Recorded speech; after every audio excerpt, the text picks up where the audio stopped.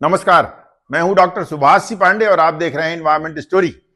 क्या सिर्फ भूखा रहने से शरीर खुद को ठीक करने लगता है? क्या 14 घंटे का उपवास काफी है या 24 घंटे का फलाहार ज्यादा फायदेमंद है? क्या उपवास से नुकसान भी हो सकता है? तो किन लोगों को उपवास से बचना चाहिए? और क्या ऑटोफैगी कोई सोशल मीडिया ट्रेंड है या नोबेल पुरस्कार से सम्मानित एक वैज्ञानिक निष्कर्ष? आइए इन तमाम इंटरेस्टिंग फैक्ट्स के बारे में विस्तार से जानते हैं। ऑटोफैगी का अर्थ है शरीर द्वारा अपनी ही खराब कोशिकाओं को साफ करना, लेकिन यह कोई धार्मिक या वैकल्पिक कॉन्सेप्ट नहीं है। 2016 में ऑटोफैगी के मॉलिक्यूलर मैकेनिज्म को खोजने के लिए डॉक्टर योशिनोरी ओसुमी को नोबेल प्राइज दिया गया। होता यह है कि जब हम कुछ समय तक खाते नहीं हैं तो हमारा शरीर रिसाइकिल मोड में जाता है, यानी तब खराब प्रोटीन टूटते हैं और शरीर के सेल्स रिपेयर होते हैं। यदि आप नियमित रूप से रोज रात 9 बजे खाना बंद कर देते हैं, अगले दिन सुबह 11 बजे के बाद ही फिर खाना शुरू करते हैं, तो यह 14 घंटे का उपवास और 10 घंटे की ईटिंग विंडो है। यानी 14 या 16 घंटे का उपवास न केवल वैज्ञानिक रूप से मान्य है, बल्कि इसके चमत्कारिक फायदे भी हैं और इसे ही इंटरमिटेंट फास्टिंग कहते हैं। अब अक्सर पूछा जाने वाला एक बड़ा सवाल यह है कि क्या 24 घंटे का फलाहार बेहतर है या 14 या 16 घंटे का उपवास?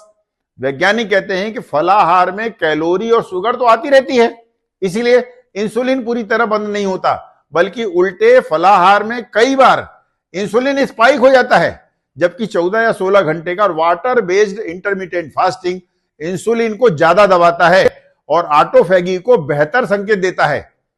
जैसे रोज 20 मिनट चलना, वीक में एक बार 3 घंटे दौड़ने से कहीं ज्यादा फायदेमंद है, बिल्कुल उसी तरह लंबे समय तक हेल्दी रहने के लिए 14 या 16 घंटे का नियमित उपवास कभी कभार 24 या 36 घंटे के लंबे उपवास से ज्यादा फायदेमंद है।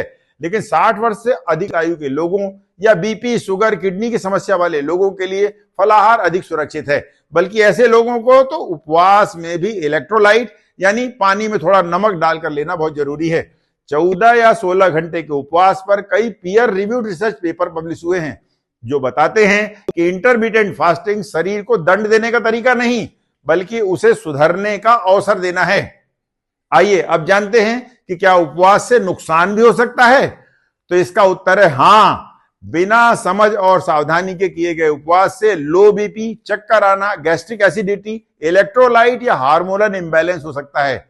आप पूछेंगे किन लोगों को उपवास से बचना चाहिए, तो इसका स्पष्ट जवाब है प्रेग्नेंट महिलाओं, इंसुलिन पर चल रहे डायबिटिक पेशेंट्स, अंडरवेट लोगों, लीवर और किडनी के क्रॉनिक मरीजों को बिना डॉक्टर की सलाह के उपवास नहीं करना चाहिए। 65 साल से अधिक आयु के लोगों को भी पहले अपना मूल्यांकन करके ही 14 या 16 घंटे की इंटरमिटेंट फास्टिंग करनी चाहिए। कम घंटों का रेगुलर और समझदारी से किया गया उपवास ही सबसे विज्ञान सम्मत रास्ता है। इसीलिए स्वस्थ रहिए, जागरूक रहिए और किसी भी ट्रेंड को फॉलो करने से पहले विज्ञान की कसौटी पर जरूर परखिए। धन्यवाद। जय हिंद।